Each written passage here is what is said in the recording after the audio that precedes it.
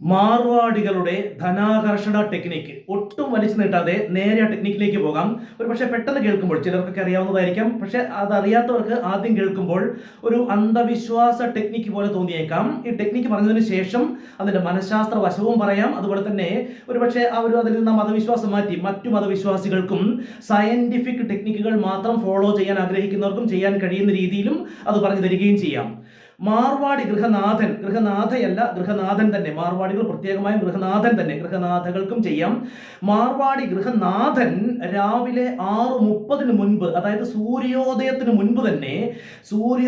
മുൻപ് കുളിച്ചു വൃത്തിയായി വന്ന് പൂജാമുറിയിൽ എത്തിയതിനു ശേഷം ആ പൂജാ സാമഗ്രികൾ, പൂജാ വിഗ്രഹങ്ങളും മറ്റു പൂജാ സാമഗ്രികളും അദ്ദേഹം തന്നെ സെറ്റ് ചെയ്ത് വെച്ചതിന് ശേഷം ഒരു തിരുനാളം കൂടെ കൊടുത്തതിന് ശേഷം ഒരു മണിയെടുത്ത് 3 വട്ടം ആ മണി അടിച്ചതിന് ശേഷം ഒരു കറൻസി തന്നെ കയ്യിലെടുത്ത് 3 വട്ടം ഒഴിഞ്ഞ് ഈ ഒരു ക്രിയയും കൂടെ ചെയ്ത് ആ ഒരു ധനപൂജ ചെയ്തതിന് ശേഷമാണ് ഭക്ഷണം കഴിക്കാനോ അല്ലെങ്കിൽ മറ്റു കാര്യങ്ങൾക്കുമായിട്ട് ഡ്രസ് ചേഞ്ച് ചെയ്യാനോ പോകുന്നത്, ഓഫീസിലേക്ക് പോകുന്നത്.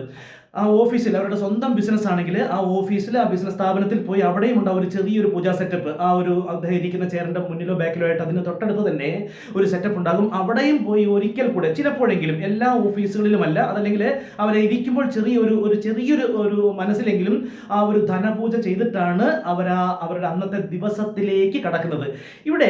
ഇവിടെ സയന്റിഫിക്കായി നോക്കിയാൽ എല്ലാവർക്കും അറിയാം, മനഃശാസ്ത്രമോ അല്ലെങ്കിൽ സയന്റിഫിക് ആയിട്ടുള്ള ടെക്നിക്കുകളോ, ലോ ഓഫ് അട്രാക്ഷൻ ടെക്നിക്കുകളോ, NLP ടെക്നിക്കുകളോ മാത്രം അറിയുന്നവർക്കും അല്ലെങ്കിൽ അത് മാത്രം ആഗ്രഹിക്കുന്നവർക്കും അറിയാം, പ്രയോറിറ്റി കൊടുക്കണം. നമ്മുടെ അന്നത്തെ ദിവസത്തെ എന്താണോ നമ്മുടെ കാര്യം അല്ലെങ്കിൽ എന്താണോ നമ്മുടെ ജീവിത ലക്ഷ്യം, അതിന് പ്രയോറിറ്റി കൊടുക്കണമെന്നറിയാം.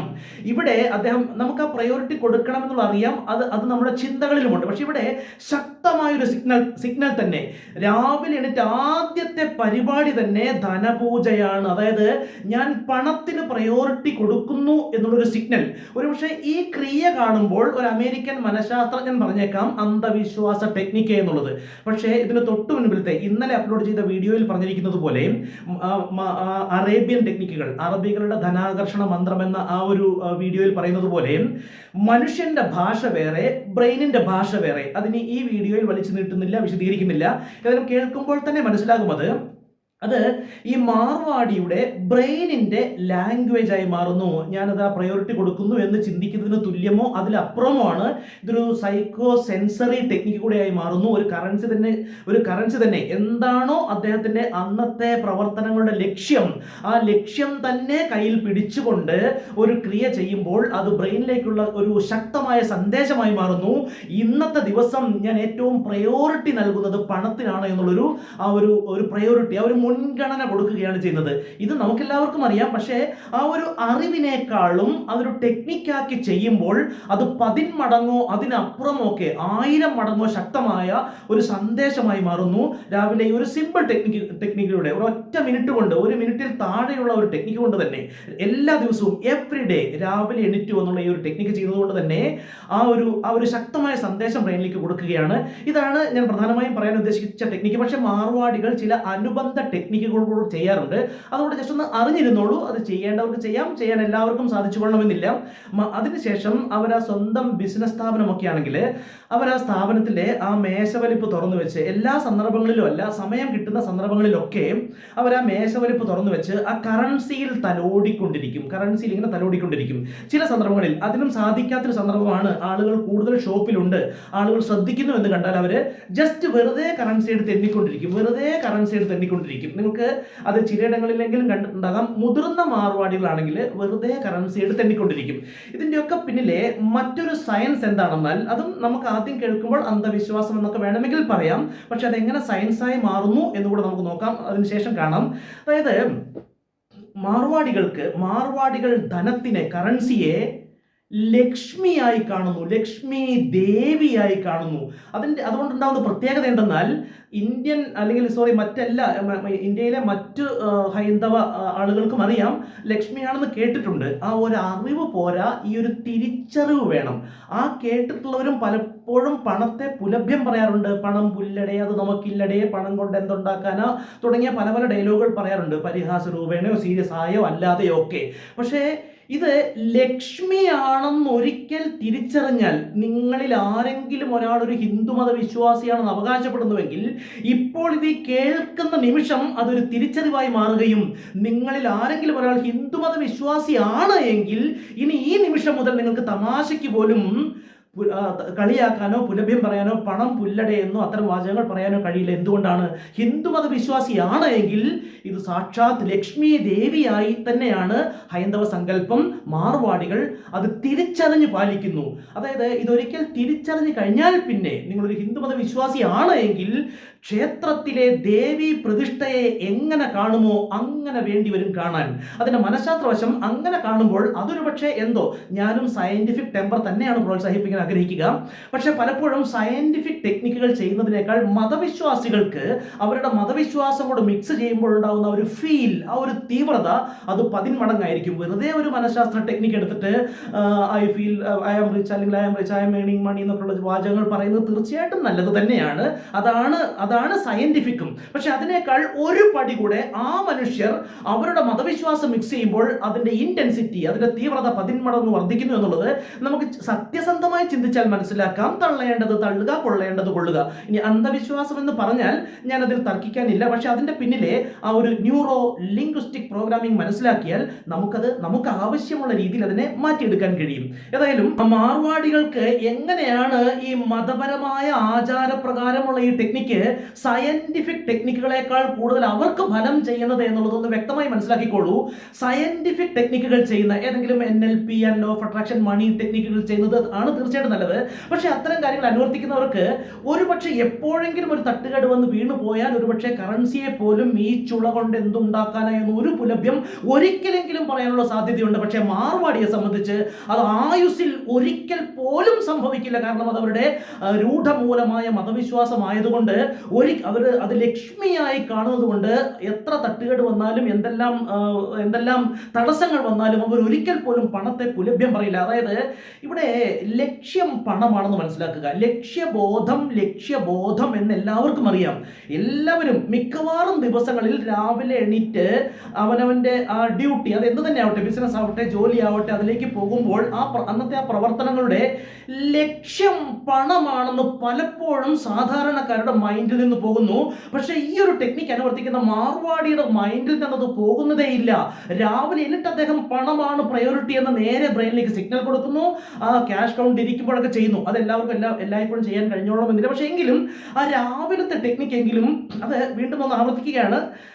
ആ ഒരു ലക്ഷ്യബോധം എന്ന വാക്ക് സയന്റിഫിക്കായി എത്ര പറഞ്ഞാലും നമ്മളത് ഒരു പക്ഷേ ഒക്കെ വിട്ടുപോകാം. പക്ഷെ ഇവർക്ക് എവ്രിഡേ മോർണിംഗ്, ഇവർക്ക് ഒരിക്കലും അത് കുട്ടിക്കാലത്ത് അവരുടെ ഉപനയന സമയത്ത് അല്ലെങ്കിൽ ഏതെങ്കിലും അവരുടെ ഒരു ആചാര സമയത്ത് ആ ഒരു ടെക്നിക്ക് അവർക്ക് കിട്ടുന്ന അന്ന് മുതൽ പിന്നെ അവർക്ക് അത് ആയുഷ്കാല ചര്യയാണ്. മനഃശാസ്ത്ര ടെക്നിക്കായിട്ട് പഠിക്കുന്ന എത്ര പേരത് ആയുഷ്കാല ചര്യയാക്കുന്നു എന്നുകൂടെ സത്യസന്ധമായി ആത്മാർത്ഥമായി മനസാക്ഷിയെ തൊട്ട് ചിന്തിച്ചു നോക്കൂ. അവിടെയാണ് ചിലപ്പോൾ ഈ മതവിശ്വാസങ്ങളുടെ പ്രസക്തി. ഒരിക്കലും ഞാൻ വീണ്ടും ആവർത്തിക്കുന്നു, അന്ധവിശ്വാസങ്ങളെ ഞാനും പ്രോത്സാഹിപ്പിക്കുന്നില്ല. പക്ഷെ ചില ടെക്നിക്കുകളെങ്കിലും, നിരുപദ്രവമായ ചില ടെക്നിക്കുകളെങ്കിലും മതവിശ്വാസികൾക്ക് മതവിശ്വാസം മിക്സ് ചെയ്യുന്നത് തന്നെയാണ് നല്ലത് എന്ന് ഞാൻ പറയുന്നു. കാരണം സയന്റിഫിക് ടെക്നിക്കുകൾ ചെയ്യുന്നവരെക്കാളും എന്തുകൊണ്ടും തീവ്രത അവിടെ കിട്ടും. ഇന്നലെ പറഞ്ഞ ആ അറബികളുടെ ധനാകർഷണ മന്ത്രം എന്ന ടെക്നിക്കിലും അത് തന്നെയാണ്. അവർക്ക് അത് അള്ളാഹുവിന്റെ അനുഗ്രഹമായി കാണുന്നത് കൊണ്ട് തന്നെ അവർ ആയുസ്സിൽ ഒരിക്കൽ പോലും പണത്തെ പുലഭ്യം പറയുന്നില്ല. കാരണം അവർക്കത് അള്ളാഹുവിന്റെ അനുഗ്രഹമാണ്. ഇവിടെ നിങ്ങൾക്ക് ഇനി സയന്റിഫിക് ടെമ്പർ മാത്രം ഉദ്ദേശിക്കുന്നവർക്ക് അതെങ്ങനെ ചെയ്യാമെന്ന് കൂടെ ഞാൻ പറയാം. അതിനു മുൻപ് ഈ ഒരു കാര്യം ആഴത്തിൽ ചിന്തിച്ച് മനസ്സിലാക്കി തിരിച്ചറിഞ്ഞ് മനസ്സിൽ ഊട്ടി ഉറപ്പിക്കേണ്ടതുണ്ട്. പ്രയോറിറ്റി, മുൻഗണന. 2, ലക്ഷ്യബോധം. ആ പകൽ സമയത്തെ അധ്വാനത്തിന്റെ മുഴുവൻ ലക്ഷ്യം എന്താ? രാവിലത്തെ ദൈനംദിന കൃത്യങ്ങൾ കഴിഞ്ഞതിന് ശേഷം നാം ആ ഒരു ദിവസം മുഴുവൻ വിനിയോഗിക്കുന്നതിന്റെ, അത് ജോലിയാകട്ടെ ബിസിനസ് ആകട്ടെ, ആ ഒരു പകൽ സമയത്തെ മുഴുവൻ അധ്വാനത്തിന്റെ ലക്ഷ്യം എന്താ? പണം അല്ലേ? പക്ഷെ എത്ര പേരത് തിരിച്ചറിഞ്ഞ് മനസ്സിലാക്കുന്നുണ്ട്? അത് ബ്രെയിനിനെ തിരിച്ചറിയിപ്പിക്കാനുള്ള, ബ്രെയിനിലേക്ക് അതൊരു ശക്തമായ കമാൻഡായി, സിഗ്നലായി മാറുന്ന ഒരു ടെക്നിക്കാണിത്. 2, പ്രയോറിറ്റി. അപ്പോൾ പ്രയോറിറ്റിയും ലക്ഷ്യബോധവും, ആ 2 പവർഫുൾ സിഗ്നൽസ് ഒന്നിച്ച് ചേരുന്ന, സമന്വയിക്കുന്ന ഒരു ടെക്നിക്കാണിത്. അപ്പോൾ നിങ്ങൾക്ക് സയന്റിഫിക്കായി മാത്രം ചെയ്യാൻ ആഗ്രഹിക്കുന്നവർ രാവിലെ ഏതെങ്കിലും ഒരു സമയത്ത് കുളിച്ച് വൃത്തിയായി വന്ന് ഇത്ര സമയത്തിന് തന്നെ വേണം നിർബന്ധമില്ല. പക്ഷെ അങ്ങനെ ഏതെങ്കിലും ഒരു സമയക്രമം നിത്യവും കീപ്പ് ചെയ്യുന്നത് സബ് കോൺഷ്യസ് മൈൻഡിന് ടേക്ക് ഓവർ ചെയ്യാൻ എളുപ്പമാകും. അതായത് രാവിലത്തെ ആദ്യത്തെ പ്രക്രിയ, ഫ്രഷായി കുളിച്ചു വന്ന ആദ്യത്തെ പ്രക്രിയ ഒരു കറൻസി കയ്യിലെടുത്ത് പിടിച്ചുകൊണ്ടോ അതല്ലെങ്കിൽ ആ കറൻസി ബോക്സിനെ നോക്കിക്കൊണ്ടോ, ഇന്നത്തെ കാലത്തൊക്കെ മിക്കവാറും പണം ബാങ്കിലായിരിക്കും എങ്കിലും നമ്മുടെ ഫ്ലോട്ടിംഗ് എമൗണ്ട്, നമ്മുടെ കൈവശം അത്യാവശ്യ കാര്യങ്ങൾക്കായിട്ട് വെച്ചിരിക്കുന്ന കറൻസി തന്നെ ചെലവാക്കാൻ വേണ്ടി അല്ലെങ്കിൽ കറൻസി തന്നെ വിനിയോഗിക്കാൻ വേണ്ടി വെച്ചിരിക്കുന്ന ആ കറൻസിയിൽ ഒന്നെടുത്ത്, അല്ലെങ്കിൽ അതിനായി തന്നെ ഒന്നോ രണ്ടോ കറൻസികൾ കൈവശം വെച്ചാലും കുഴപ്പമില്ല.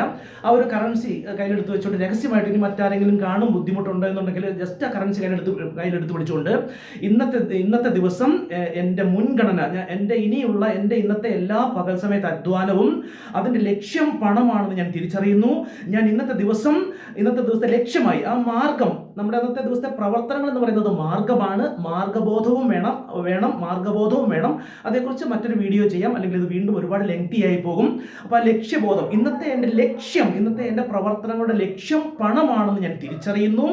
അതിന് ഞാൻ പ്രയോറിറ്റിയും കൊടുക്കുന്നു എന്നൊരു വാചകം ഒന്ന് മനസ്സിൽ ചിന്തിച്ചതിന് ശേഷം, അപ്പോൾ മാർവാടി ആ ഒരു അന്ധവിശ്വാസ ടെക്നിക്ക് എന്ന് പലർക്കും തോന്നിയേക്കാവുന്ന ആ കാര്യം ചെയ്യുമ്പോൾ ഉണ്ടാവുന്ന ആ ഒരു പവർ, അത് അന്ധവിശ്വാസം എന്ന് ഞാൻ പറയില്ല, അത് ന്യൂറോ ലിംഗ്വിസ്റ്റിക് പ്രോഗ്രാമിംഗ് എന്നേ ഞാൻ പറയുള്ളൂ.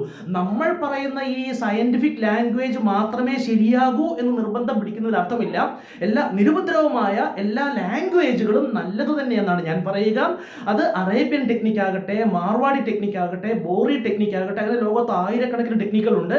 അതൊക്കെ നമുക്ക് എല്ലാവർക്കും വലിയ ബുദ്ധിമുട്ടില്ലാതെ അനുവർത്തിക്കാൻ കഴിയുന്നതെല്ലാം ഈ ചാനലിലെ വീഡിയോകളിൽ ഇനിയും നമ്മൾ ചെയ്യുന്നുണ്ടാകും. ഏതായാലും ഈ ഒരു മിനിറ്റ് പോലും വേണ്ട, ഒരു കറൻസി കയ്യിലെടുത്ത് പിടിക്കാൻ സാഹചര്യക്കുറവുണ്ടെങ്കിൽ ജസ്റ്റ് ആ ക്യാഷ് ബോക്സിനെ അല്ലെങ്കിൽ നമ്മുടെ പണം ഇരിക്കുന്ന ഏരിയ ഒന്ന് നോക്കിക്കൊണ്ടോ, ഇന്നത്തെ ദിവസത്തെ എൻ്റെ മുൻഗണന പണത്തിനാണ്, അതൊരു സത്യവുമാണല്ലോ അല്ലേ? പകൽ സമയത്തെ ആ അധ്വാനത്തിൻ്റെ ലക്ഷ്യം എന്താണ്? അത് നാം മറക്കുന്നു. അത് ബ്രെയിനിനെ മറക്കാതെ ഓർമ്മിപ്പിക്കാനുള്ള, അത് നിത്യവും ഒരു ചര്യയാക്കിയാൽ, ഇത് 1-2 ദിവസം പരീക്ഷിക്കാൻ വേണ്ടിയിട്ടോ ഒരു 10-40 ദിവസം കഴിയുമ്പോൾ വിട്ടുകളയാൻ വേണ്ടിയോ ആകരുത്. ഇപ്പോൾ ഇത് കേൾക്കുമ്പോൾ ചിന്തിക്കുക, ഇത് എനിക്കും എൻ്റെ മനസ്സിനും എൻ്റെ ബ്രെയിനിനും പറ്റിയ ഒരു ടെക്നിക്കാണോ എന്ന് ചിന്തിക്കുക. അത് ആഴത്തിൽ ചിന്തിച്ചതിന് ശേഷം ആരംഭിച്ചാൽ പിന്നെ അതൊരു ആയുഷ്കാല ചര്യയാക്കുക. എല്ലാ ദിവസവും പല്ല് തേക്കുന്നത് പോലെ, കുളിക്കുന്നത് പോലെ. അത് നമ്മുടെ ആവശ്യമാണ്, നമ്മുടെ വായും ദേഹവും വൃത്തിയാകുവാൻ വേണ്ടി. അതുപോലെ നമ്മുടെ മൈൻഡ് സെറ്റ് സ്ട്രോങ് ആകുവാനും അത് എല്ലാ ദിവസവും എനിക്ക് ചെയ്യാൻ കഴിയുന്ന ടെക്നിക്കാണോ? അത് നമ്മൾ സ്വയം ചിന്തിക്കുക. ഇതൊക്കെ ചിന്തിച്ചാൽ മനസ്സിലാക്കാനുള്ള ബുദ്ധി എല്ലാവർക്കും ഉണ്ടല്ലോ. അത് ചിന്തിക്കുക, അതിനുശേഷം അത് ചെയ്യാൻ ആരംഭിച്ചാൽ പിന്നെ അതൊരു ആയുഷ്കാല ചര്യയാക്കി മാറ്റുക. വല്ലപ്പോഴും വല്ല ട്രെയിൻ യാത്രയോ ഫ്ലൈറ്റ് യാത്രയോ എമർജൻസികളൊക്കെ ഉള്ള സമയത്ത് അത് വിട്ടുപോയാലും അത് കോഴ്സായി. ഒരു ദിവസം പോലും മുടങ്ങരുതെന്ന് ഞാൻ പറയില്ല, പക്ഷെ നമുക്ക് സാഹചര്യമുള്ള എല്ലാ ദിവസവും അത് ചെയ്യാൻ കഴിഞ്ഞാൽ നിങ്ങളുടെ മൈൻഡ് സെറ്റ് അബ്സല്യൂട്ട്ലി അത്ഭുതകരമായി ചേഞ്ച് ആവുകയും നിങ്ങളുടെ ഏത് മേഖലയിൽ നിന്നും, കാരണം ഏത് മേഖലയിലും പണം സമ്പാദിക്കുന്നവരുണ്ട്, സമ്പാദിക്കാൻ കഴിയാതെ പോകുന്നവരുണ്ട്. എല്ലാ സമൃദ്ധികളും നിങ്ങൾ ആഗ്രഹിക്കുന്ന മേഖലയിൽ നിന്ന് കൈവന്ന് ചേരുമെന്ന കാര്യത്തിൽ യാതൊരു സംശയവുമില്ല. പരീക്ഷിക്കാൻ വേണ്ടി ആകരുത്, മനസ്സിലാക്കിയിട്ട് വേണം. അത് മനസ്സിലാക്കുക. പരീക്ഷിക്കാൻ വേണ്ടി ചെയ്യുമ്പോഴാണ് ബ്രെയിൻ അത് ഏറ്റെടുക്കാൻ പറ്റാതെ വരുന്നത്. പരീക്ഷിക്കാൻ വേണ്ടി ആകണ്ട, ഇപ്പോൾ ചിന്തിക്കുക, മനസ്സിലാക്കുക, തിരിച്ചറിയുക. ഉൾക്കൊള്ളാൻ കഴിഞ്ഞാൽ, മനസ്സിലാക്കാൻ കഴിഞ്ഞാൽ ആ പല്ല് തേക്കുന്നത് പോലെ, കുളിക്കുന്നത് പോലെ ആ ആയുഷ്കാല ചര്യയാക്കി മാറ്റുക. അത്ഭുതം സംഭവിക്കും. ലൈക്ക് ചെയ്യാനും സബ്സ്ക്രൈബ് ചെയ്യാനും കമന്റ് ചെയ്യാനും ഓർക്കണമെന്ന് ഓർമ്മിപ്പിക്കുന്നു. താങ്ക്